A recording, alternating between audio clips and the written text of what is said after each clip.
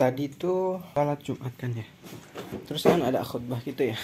Khutbahnya bilang kenapa umat Islam zaman sekarang tuh lebih kayak ketinggalan zaman gitu-gitu, kayak lebih jelek gitulah, lebih jelek, lebih buruk gitu. Kenapa? Karena 3 hal. Pertama, karena umat Islam itu ada jiwa-jiwa permusuhan satu sama lain. Jadi kurangnya sifat kekeluargaan antar sesama muslim gitu.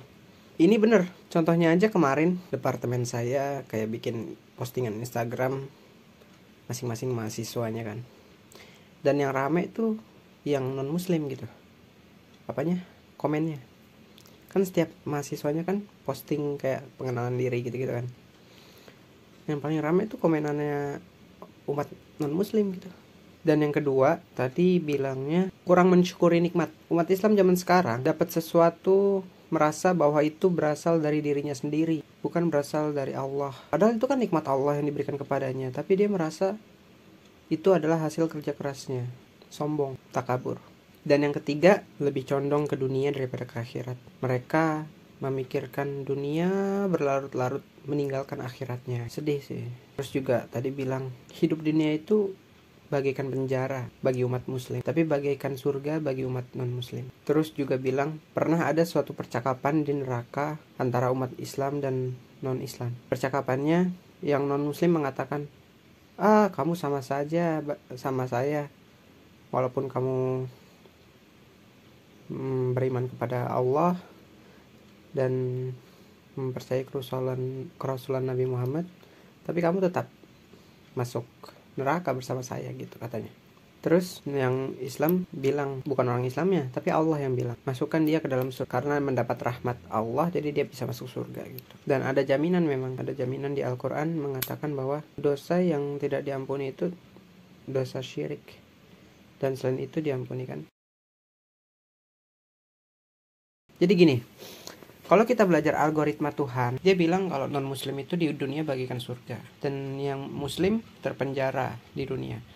Itu dikarenakan mereka bebas hidup di dunia, tapi yang muslim ada batasan syariat. Contohnya dilarang berzina, dilarang pacaran kan zina. Ibarat taman kerajaan, permaisuri bebas gitu kan, di taman itu ngapain aja bebas. Tapi ketika di luar kerajaan, di luar batas kerajaannya dia, permaisurinya udah nggak bisa bebas melakukan sesuatu gitu, kayak ada perbatasan yang memungkinkan dia tidak bisa berbuat seenaknya gitu. Nah, bedanya sama non muslim, mereka bebas gitu, mau di dalam di dalam kerajaan, di luar kerajaan tetap terlindungi gitu dari mara bahaya, karena kan diibaratin surga kan dunianya. Ya udah, non muslim aja dunia, terus ntar pas mau mati jadi muslim gitu. Nah, Allah kan mah tahu ya, Allah tahu rencana kita. Ya pasti tobatnya nggak diterima lah kan, Allah mah tahu. Kocak gimana sih? Ya kali lu pura-pura di depan Allah, kan nggak bisa gitu loh. Nah, gue kasihannya sama orang-orang ateis sih. Dia tuh kan waktu itu gue bilang kalau manusia tuh bagaikan pohon yang sedang tumbuh, dan akarnya itu ternyata adalah ilmu agama. Jadi sama aja kayak manusia belajar sesuatu, pasti kan belajar dari dasar gitu kan, dari batang pokok yang utama, terus jadi ranting yang lebih kuat, lagi ranting lagi sampai ujungnya itu daun atau bahkan buah. Jadi belajar dari dasar. Kalau dasarnya nggak kuat ya hancur sudah semuanya. Misalkan lu belajar fisika modern, tapi lu nggak ngerti fisika klasik gitu kan, ya udah lu nggak bakalan, mungkin bisa, cuman lu harus belajar dasarnya lagi gitu. Ibarat ranting yang ujung paling sono udah kuat banget, tapi yang sini lemah, ya pasti patah gitu kan yang di lemahnya, yang di sebelumnya. Misalnya batang pohon, terus dia cabang jadi 2, nah yang ini lemah nih, yang lemahnya ini nyabang lagi 2 tapi jadi kuat gitu kan. Nah, walaupun yang ini, yang 2-nya ini yang paling atas itu udah kuat, tapi kan yang ini lemah nih. Yang ini lemah. Kalau lemah berarti nanti kalau misalkan ini patah, yang ini bakalan gagal gitu, kayak gugur, kayak udah nggak bisa lu pahamin lagi gitu. Gitu. Terus gue ngomong apa ya? Tapi bedanya kita sama pohon beneran, yang lemah ini bisa kita apa ya, ibaratnya bisa kita kuatin dari dalam. Kita bisa memperkuat yang lemahnya ini dengan belajar. Kalau kita belajar kan yang lemahnya ini bakal jadi kuat lagi, kuat lagi, kuat lagi. Jadi yang dua tadi di ujung itu nggak bakalan sia-sia gitu. Itu bedanya kita sama pohon beneran sih. Kalau pohon beneran pun ya pasti dia lebih kuat yang tengah, terus kuat lagi yang ini lebih kuat, yang paling ujungnya paling lemah kan gitu ya. Kalau pohon beneran.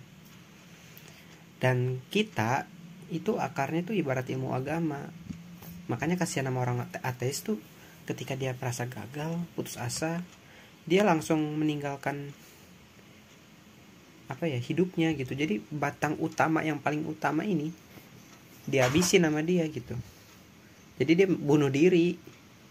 Ya kan, kalau bunuh diri kan berarti pohonnya tumbang ibaratnya ya, kayak udah nggak bisa hidup lagi gitu. Makanya gue kasihannya di situ. Dia nggak punya ilmu agama, dia nggak punya akar yang kuat. Kalau orang punya ilmu agama pasti dia tetap bertahan gitu. Pohonnya tetap tegak.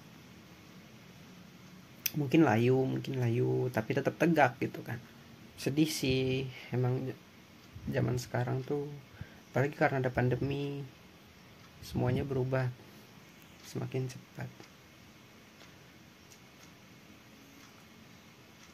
Kemarin tuh ya, kan saya ikut Imam Academy, sharing-sharing gitu kan, sama kakak tingkat yang udah berpengalaman di